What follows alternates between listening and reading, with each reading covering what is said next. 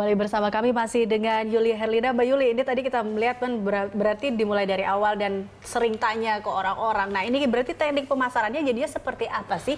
Apa yang akhirnya membedakan produk Mbak Yuli dengan produk makanan bayi lainnya seperti itu? Baik, kalau bilang teknik ya, saya bukan kayak expert bisnis marketing gimana. Awalnya itu dari mulut ke mulut sih Mbak. Jadi awalnya kan saya bilang dari teman-teman tuh mulut ke mulut, lalu kita coba di Facebook dan puji Tuhan di Facebook tuh lumayan sekali itunya.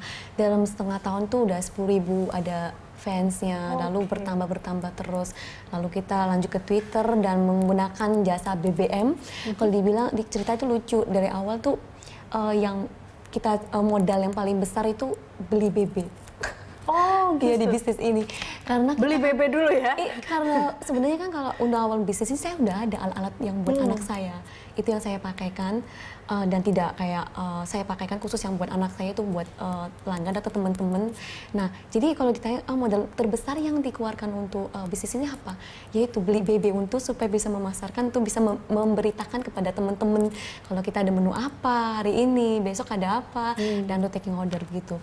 Dan lalu dari situ mulai ada yang kayak saya mau dong jualin di toko saya, jadi reseller. Oh ya bisa, kita titipin barangnya gitu. Jadi mulai jadi pemasarannya dari online, memang dari online, lalu ke toko-toko, dan sekarang kita puji Tuhan udah mulai satu toko di Kemang gitu, di Kemang 1. Oh, Oke, gitu. Jadi kita lihat memang pergerakannya awalnya mungkin dari BBM hingga akhirnya online dan akhirnya membesar juga kan seperti itu. Nah, ini kita kembali ke bagian makanan atau varian makanan yang ada saat ini. Ini kan bahas tentang varian makanan, bayi untuk 6 bulan dengan 12 bulan kan berbeda kan? Betul. Nah, ini apa sih mungkin yang bisa kita lihat dari awal tuh, buahkah dulu atau sereal dulu atau seperti apa sih sebenarnya? Kalau dari biasanya sih dari buah dulu, buah dan sayur-sayuran. Jadi kita bikinlah pureh buah. Pureh buah itu kayak seperti bubur buah yang dihaluskan, sayuran dihaluskan, itu yang diperkenalkan dulu kepada si kecil, gitu. Dan biasanya kalau dianjurin karena si kecil kebiasaan ASI, nah buah itu bisa campur dengan ASI. Lalu sereal tuh juga milihlah yang murni organik gitu. Nah, kita juga ada produk sereal sendiri. Nah, sereal sendiri itu bisa lebih mengenyangkan dan juga bisa lebih nambah nutrisinya buat si kecil ini. Dan belajar untuk mengenali tentang makan bubur, nasi tim, lanjut begitu. Dia 6 bulan sama 12 bulan apa bedanya?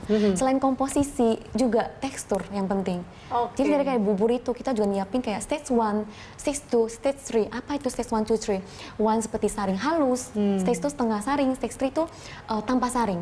Jadi itu mempersiapkan anak-anak yang dari 6 bulan sampai 12 bulan bisa makan di meja makan dengan orang dewasanya. Nah, iya, ini kan kalau kita lihat ya, Mbak Yuli, ini ada anak-anak yang mungkin diawali sama dari ibu atau dari orang tuanya dengan makan buah-buahan dulu deh untuk mendampingi ASI. Ada juga yang dengan sereal untuk mendampingi ASI. Ini kalau lebih baik tuh yang mana sih untuk, atau tergantung cocok-cocokan juga dari sang anak? Kalau biasanya sih dianjurin dari sayuran dulu. Jadi dari sereal juga, sereal tuh bisa nanti 6 bulan setengah. Jadi 6 bulan awal tuh sayuran buah yang ringan, yang lebih cair intinya, karena yang lebih mirip ASI gitu yang dikenakan dulu. Karena dia sebagai pendamping ASI ya, bagaimanapun juga ASI harus tetap yang paling betul pokok. sekali, ASI paling harus tetap ada, dan ini pendamping ASI dan untuk lebih melengkapi gizi dan kebutuhan si kecil ini, kebutuhan si bayi ini. Karena pada saat 6 bulan lebih itu susu doang dia nggak kenyang gitu. Jadi kita bisa membedakan makanan untuk 6 bulan sama 12 bulan adalah karena tekstur ya seperti betul, itu. Tekstur, komposisinya juga. Komposisinya juga, berarti dengan gizinya juga harus lebih banyak juga berarti seperti itu ya, nutrisi-nutrisi yang terkandung dalam makanan karena itu. Kan anak 12 bulan tuh udah belajar jalan, belajar dan pertumbuhan organnya udah lebih lengkap, dan itu harus lebih gizi yang lebih banyak lagi yang harus. Kalau cookies ini bisa dimakannya apa, atau makanan sampingan bisa untuk 6 bulan atau berapa bulan atau tergantung? Ada cookies ini juga ada batas-batas umurnya. Dia ada kayak cookies banana, apple tuh buat 6 bulan ke atas. Jadi buat anak yang 6 bulan tuh masih belajar tumbuh gigi, ini belajar ngunyah-ngunyah, emut-emut gitu. Dan ada juga yang, ini harusnya untuk 9 bulan kata seperti yang cheese gitu.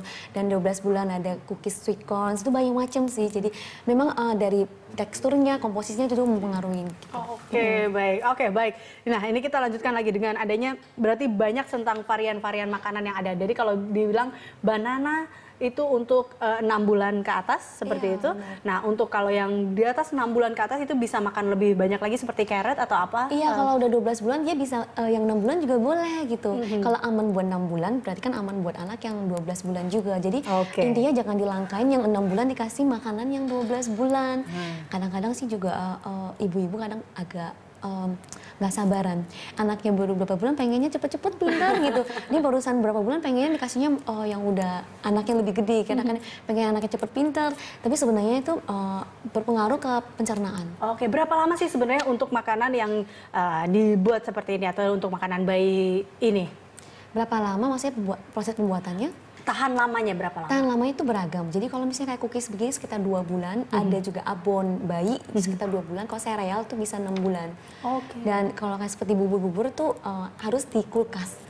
Harus di chiller dari freezer, bubur, pasta, lalu ada sop, ada kaldu, nuggets, beef ball, banyak banget Mbak. Nah itu biasanya tahan berapa lama sih atau hanya cuma 2 hari kalau kita simpan di freezer jadi tahannya hanya 2 hari atau lebih dari itu atau kurang dari itu malahan? Bisa, kalau di freezer bisa 30 hari. Oh di freezer bisa 30 hari? Kalau kayak puree gitu, porridge biasanya 14 hari, kita anjurin 2 minggu udah dihabisin. Oke, baik Mbak Yuli, kita akan lanjutkan perbincangan ini dan pemirsa tetaplah bersama kami.